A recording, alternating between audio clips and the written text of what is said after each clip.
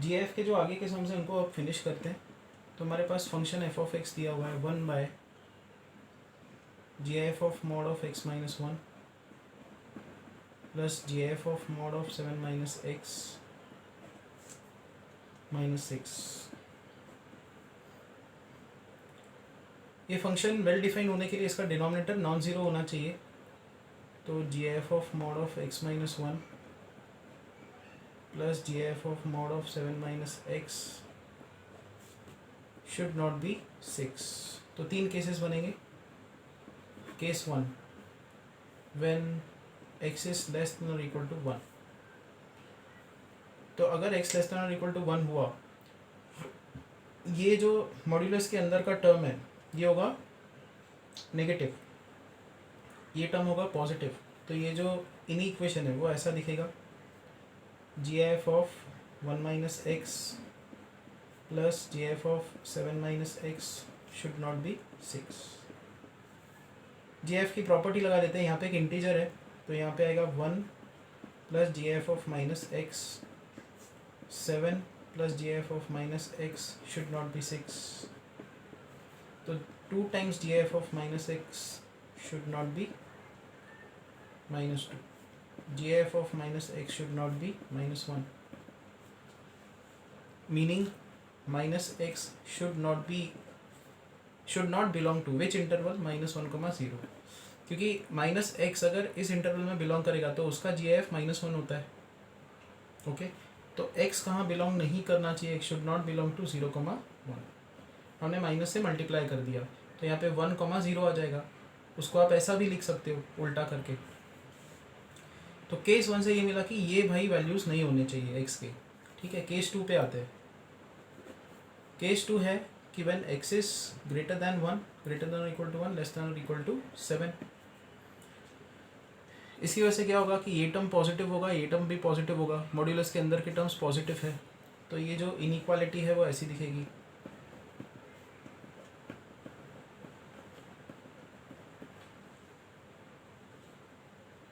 यहाँ पे आएगा G F of x -1, G F of 7 plus ji F of minus x should not be 6।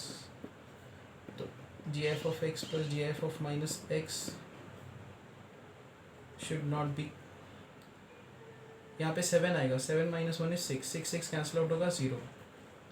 अब हमको एक रिजल्ट समझनी है जी एफ की, जो प्रॉपर्टीज़ मैंने दिखाई हुई थी कि G F of x plus ji F of minus x ये होता है 0 अगर एक्स इंटीजर हो, when x is integer, and ये होता है -1 if x is not an integer. ये कैसे आता है आप देखो, वैल्यूज पुट करके देखो। G F of 2 plus ji F of -2 क्या होगा, ये 0 ही होगा। और G F of 2.1 plus ji F of -2.1 ये आएगा 2 - 3 विच इज़ -1। तो अगर इंटीजर है तो x का जी एफ माइनस एक्स का जी एफ 0 बनेगा, उनका एडिशन 0 बनेगा। और अगर नॉन इंटीजर वैल्यू है तो उनका एडिशन -1 बनेगा। हमको यही चाहिए कि G F of x plus ji F of minus x ये नॉन ज़ीरो चाहिए, मतलब ये वाला केस। इसका मतलब x नॉन इंटीजर होना चाहिए।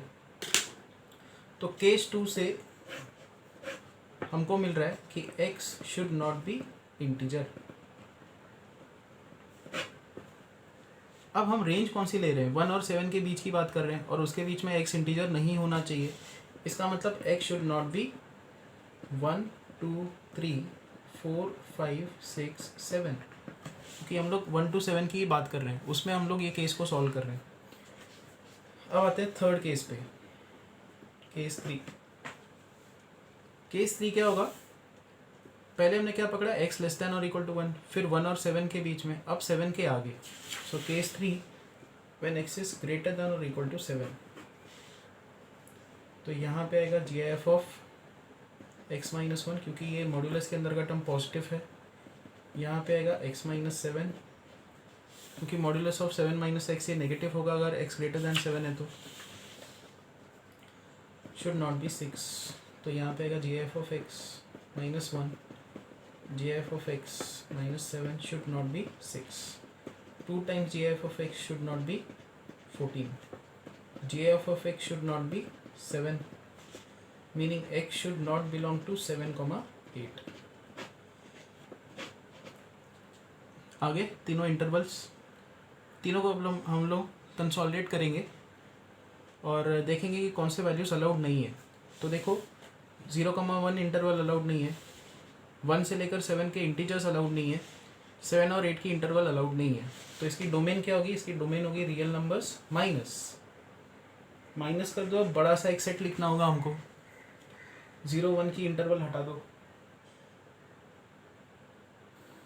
तो पहले हम लोग 0 और 1 की इंटरवल हटा देंगे, फिर यूनियन लिखेंगे, इंटीजर्स हटा दो, 1 2 3 4 5 6 7, फिर यूनियन लिख दो 7,8।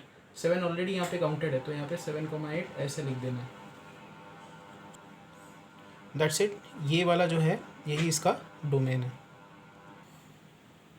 एक और क्वेश्चन देखते हैं। Find domain of function F x which is log to the base 3 log to the base 1/3 of x square plus 10x plus 25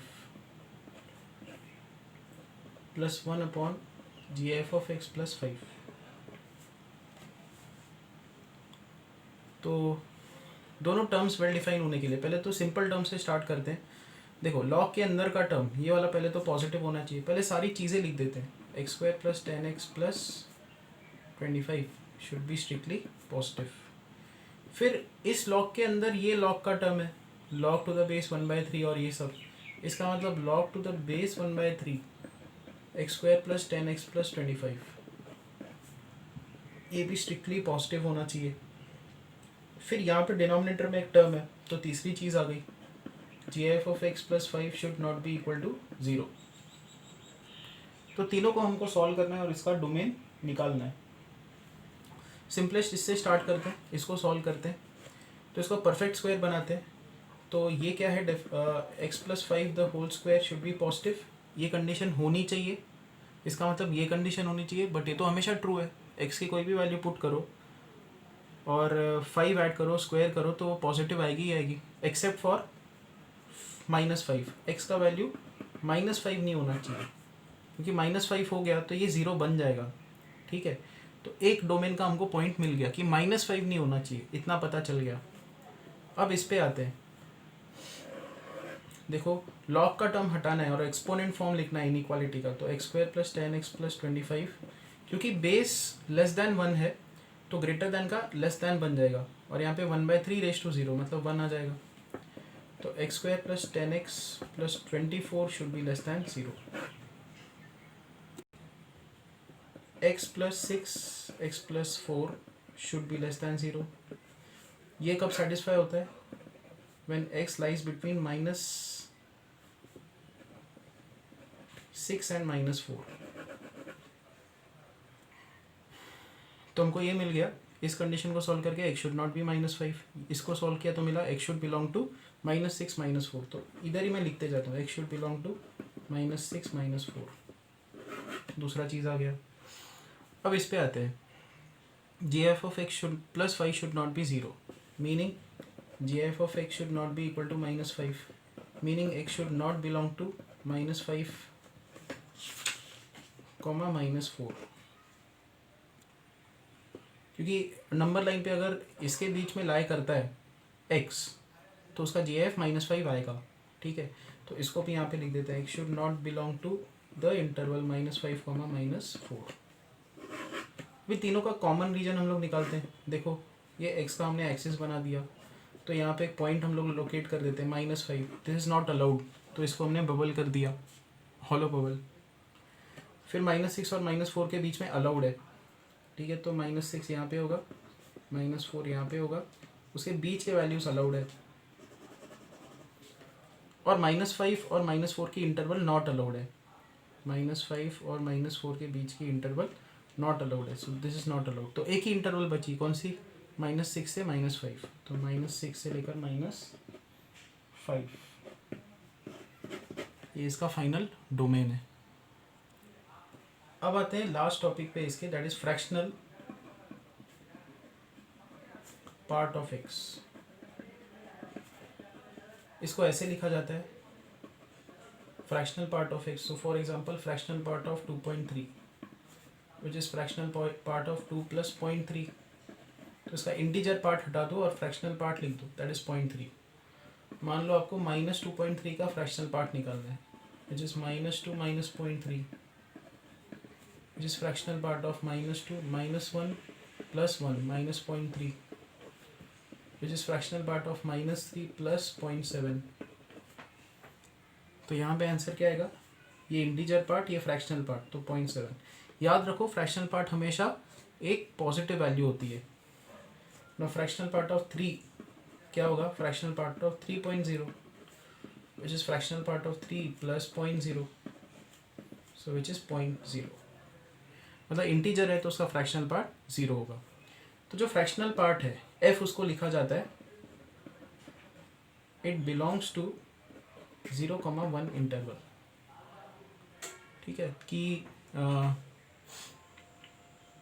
0 value हो सकती है, 1 कभी होगी नहीं, क्योंकि इंटीजर लोगे तो इंटीजर का फ्रैक्शनल पार्ट तो 0 होता है. जैसे 1.9999, इसका फ्रैक्शनल पार्ट क्या लिखोगे, इट इज 0.9999. ठीक है, अब लोकेट करते हैं हम लोग, फ्रैक्शनल पार्ट का जो ग्राफ है वो बनाते हैं.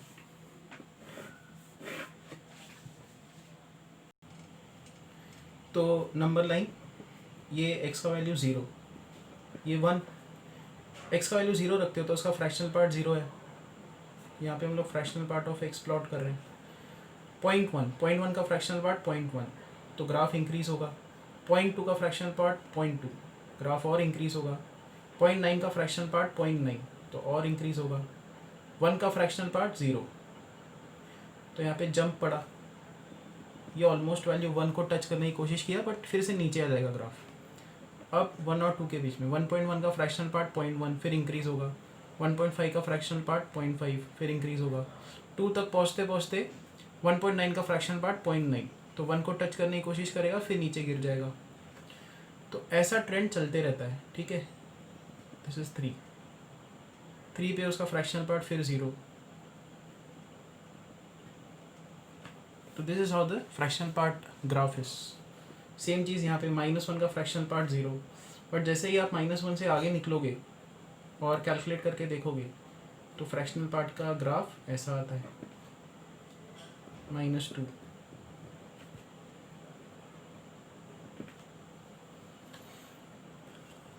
अच्छा, अगर आप यहाँ पे ग्राफ की इक्वेशन लिखोगे, ये 0,0 पॉइंट, ये पॉइंट है 1,1, तो y = x का ये ग्राफ है.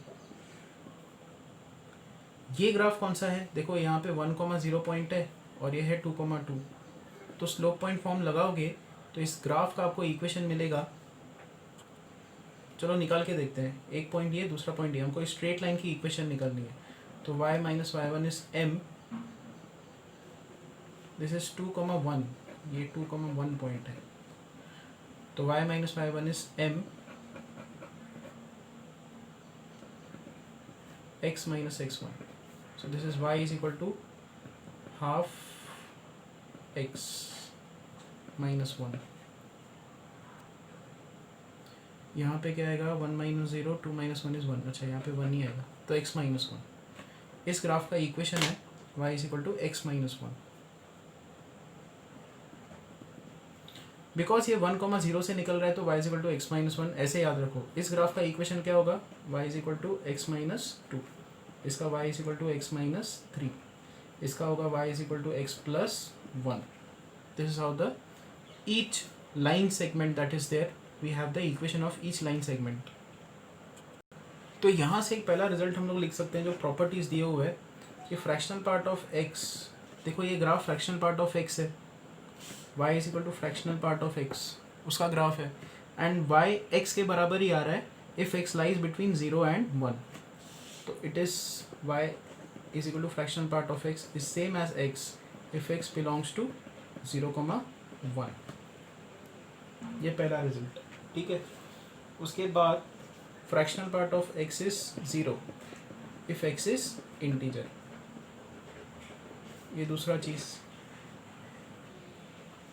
Third, fractional part of -x is equal to 1 - fractional part of x. इसको इजीली हम लोग वेरीफाई कर सकते हैं. लेट से हम लोग x का वैल्यू रखते हैं 2.2, तो fractional part of -2.2 LHS calculate करते हैं. It is fractional part of -2 -0.2 ऐसे लिख सकते हैं, विच इज़ फ्रैक्शनल पार्ट ऑफ, यहाँ पे हम लोग -2 -1 +1 -0.2 -1 + 1 एडजस्ट करेंगे, which is fractional part of -3 + 0.8 which is equal to 0.8. ये आ जाएगा LHS. अब RHS कैलकुलेट करते हैं. देखो RHS है 1 minus fractional part of x, तो 1 minus fractional part of 2.2, 1 minus 0.2 which is 0.8. Same आ रहा है, तो इसका मतलब आगा ये याद रखो, fractional part of -x is 1 minus fractional part of x. उसके बाद fractional part of x plus और माइनस इंटीजर है अगर है, तो उसको आप लिख सकते हो fractional part of x plus और माइनस इंटीजर. अगेन ये एग्जांपल लेके आप टेस्ट कर सकते हो. अब इसके रिलेटेड जो प्रॉब्लम्स हैं उनको देखते हैं. तो पहला एग्जांपल ये देखते हैं, 4 times fractional part of x is equal to x plus GIF of x. अच्छा एक और चीज़, मान लो एक नंबर लेते हैं 2.3, इसका GIF क्या है 2, इसका फ्रैक्शनल पार्ट क्या है 0.3. तो 2.3 को क्या लिख सकते हैं, 2.3 को लिख सकते हैं 2 + 0.3, और 2 क्या है इसका GIF, और 0.3 क्या है इसका फ्रैक्शनल पार्ट. तो any number x can be written as its GIF plus its fractional part. ये भी एक याद रख दो. यूजुअली इसको ऐसे लिखा जाता है, x is I plus f. I मतलब इंटीजर पार्ट, f मतलब फ्रैक्शनल पार्ट. तो ये सब हमको सॉल्व करना है, x की वैल्यू निकालनी है जो इस इक्वेशन को सेटिस्फाई करे. तो 4 times fractional part of x is equal to x मतलब integer plus fractional part plus GIF of x मतलब उसका इंटीजर पार्ट. ये टर्म हम लोग यहाँ पे शिफ्ट करेंगे. 3 times fractional part of x is 2 times integer part, and fractional part of x is 2 times integer upon 3. ये आ जाएगा. बट फ्रैक्शनल की हमको रेंज पता है, f 0 और 1 के बीच में लाई करता है. तो हमको यहाँ पे क्या मिलेगा, 2i/3 इसके बीच में लाई करेगा. 3 से मल्टीप्लाई कर दो, सो 2i यहाँ पे 3 आ जाएगा. 2 से डिवाइड कर दो तो यहाँ पे आ जाएगा 1.5. सो ऐसा इंटीजर जो 0 और 1.5 के बीच में लाई करे, मीनिंग इंटीजर के दो ही वैल्यूज होंगे 0 और 1. अगर आप i का वैल्यू 0 रखते हो इसमें यहाँ पे, तो फ्रैक्शनल पार्ट क्या होगा, फ्रैक्शनल पार्ट भी 0 होगा. i का वैल्यू 1 रखते हो यहाँ पे, तो फ्रैक्शनल पार्ट होगा 2/3. i आ गया, f आ गया, तो x क्या होगा, x होगा i प्लस f, तो 0. और दूसरा पॉसिबिलिटी क्या है, i प्लस f, मीनिंग दो ही सॉल्यूशंस है, एक है 0 और एक है 5/3. इस इक्वेशन को जो ये दी हुई थी उसको सेटिस्फाई करने वाले ये 2 पॉइंट्स हैं, 0 एंड 5/3. अब एक सम देखते हैं, सेशन एक्सरसाइज 4 का क्वेश्चन नंबर 13. तो हमको ये दिया है square root of 2 times fractional part of x the whole square minus 3 times fractional part of x plus 1. इसका हमको डोमेन निकालना है. तो हम लोग क्या करेंगे, इसका डोमेन निकालने के लिए क्या कंडीशन लगेगी कि ये स्क्वायर रूट के अंदर का टर्म पॉजिटिव होना चाहिए. तो 2 times fractional part of x the whole square minus 3 times fractional part of x plus 1 should be greater than और इक्वल टू 0. इसको फैक्टराइज करेंगे, 2 times fractional part of x the whole square minus 2 times fractional part of x plus 1 should be greater than और equal to 0.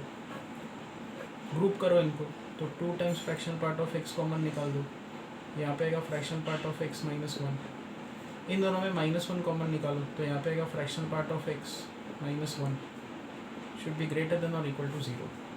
तो fractional part of x minus 1 and 2 times fractional part of x minus 1 should be greater than और equal to 0.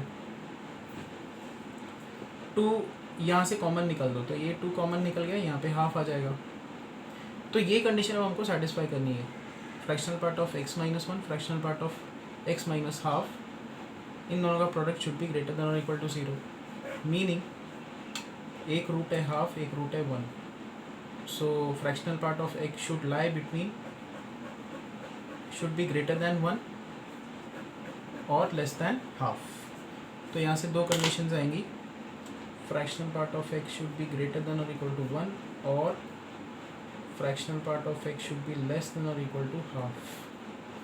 अभी fractional part का हमको range पता है 0 to 1, 1 भी touch नहीं करता, तो ये तो पॉसिबल ही नहीं है, बचा ये। और फ्रैक्शनल पार्ट की लोवेस्ट वैल्यू क्या होती है, 0 होती है,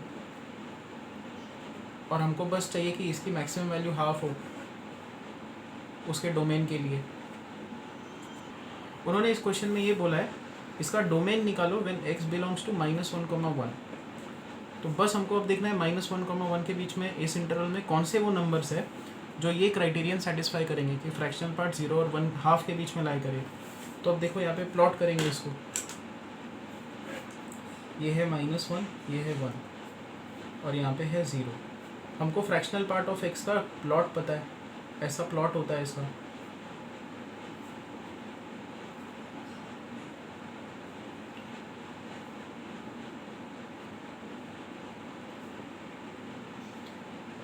तो कब है इसका, कौन से x के वैल्यूज़ है कि उसका जो फ्रैक्शनल पार्ट है वो 0 और हाफ के बीच में लाई करे। ये रहे वो वैल्यूज़, -हाफ और यहाँ पे 0 से लेकर हाफ, और एक और वैल्यू है यहाँ पे 1। तो इसका डोमेन क्या आएगा, इसका डोमेन आएगा x belongs to -1, -half union 0 से लेकर हाफ यूनियन 1, एक है सिंगल पॉइंट 1। तो जितना आप कवर हुआ है आई गेस उससे सेशन एक्सरसाइज 4 के काफ़ी सारे सम्स आपको समझ में आएंगे। कुछ 2-3 सम्स मैंने छोड़े हैं, वो आप समझने की कोशिश करो, नहीं समझ में आता तो बताओ।